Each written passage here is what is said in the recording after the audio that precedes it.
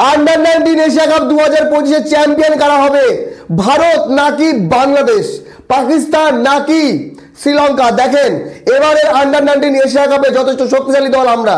Team India প্রত্যেকটা match জিতেছে, আমাদের ব্যাটিং ভালো, বোলিং ভালো, কিন্তু ডিফেন্ডিং চ্যাম্পিয়ন বাংলাদেশ দেখে এখন ভয় লাগছে ভাই। প্রত্যেকটা ম্যাচ তারা জিতলো, মাত্র 225 রান করেছে আজকে, তারপরেও 225 রান করার পর 40 রানে হারানো মুখের কথা না। বাংলাদেশের বোলিং আজকে রং দেখালো। ইকবাল হোসেন ইমন 3 উইকেট নিয়েছে, সারিয়ার আহমেদ 3 উইকেট এবং সামিউল বাসির রাতুল 2 উইকেট। তো বিষয় হলো যে বাংলাদেশের ব্যাটিং তো ভালো আছে, জাওয়াদ আবরার দুর্দান্ত ফর্মে আছে। প্রথম ম্যাচে করেছে 70, তারপরে 96, আজকে 49। তো বাংলাদেশের এই দলটা থেকে ভয় লাগছে এখন আমার। ফাইনাল কারা খেলবে? আমার মতে ভারত এবং বাংলাদেশের ফাইনাল হলে সব থেকে বেশি মজা হবে। 2024-এ বাংলাদেশ ভারতকে হারিয়ে চ্যাম্পিয়ন হয়েছিল, এবার আমাদেরকে হতে দিন, এবার ইন্ডিয়া চ্যাম্পিয়ন হবে, ব্যাস এতটুকুই। বাকি আপনাদের মতামত জানাবেন। দেখেন যদি বলি বাংলাদেশের খেলা, যদি বলি ইন্ডিয়ার খেলা, দুর্দান্ত ম্যাচ হচ্ছে। পাকিস্তান ইন্ডিয়ার কাছে শুধু হেরেছে, বাকি পাকিস্তান ইউএইকে হারিয়েছে এবং মালয়েশিয়াকে হারিয়েছে।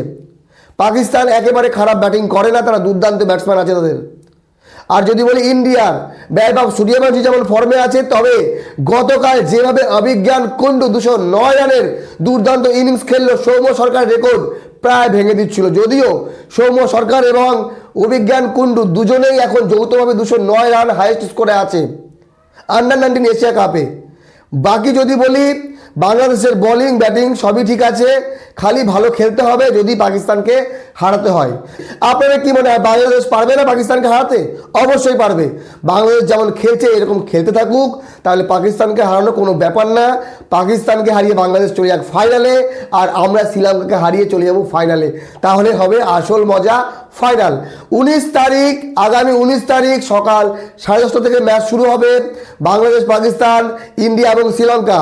তবে যদি বলি আজকের ম্যাচের কথা, আজকে জাওয়াদ আবরার 49 রান, রিফাত বেগ 36, আজিজুল হাকিম তামিম 29, কালাম সিদ্দিকি 32, মানে বাংলাদেশের এই টপ 4 জন ব্যাটসম্যান 146 রান করেছে।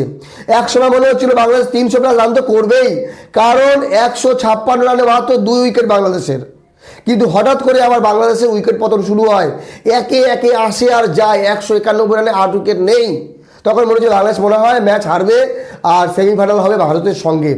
কিন্তু না, বাংলাদেশের প্লেয়ারদের যে মানসিকতা, ভাই ম্যাচ জিততে হবে, রান কম করেছি, 225 করেছি, কোনো যায় আসে না, আমরা ম্যাচ জিতবো, তারা কিন্তু জিতে দেখালো। শ্রীলঙ্কা একেবারে বাজে দল না, তাদের ব্যাটিং যথেষ্ট ভালো, কিন্তু শ্রীলঙ্কার উইকেট পতন যেভাবে হয়েছে, 26 রানে প্রথম উইকেট, 27 রানে দ্বিতীয়, 38-এ তৃতীয়, 44-এ চতুর্থ, 80 রানে পঞ্চম উইকেট শেষ, 116-তে 6, 121-এ 7, 126-এ 8, ব্যাস তখনই বাংলাদেশ ম্যাচ জিতে গেছে।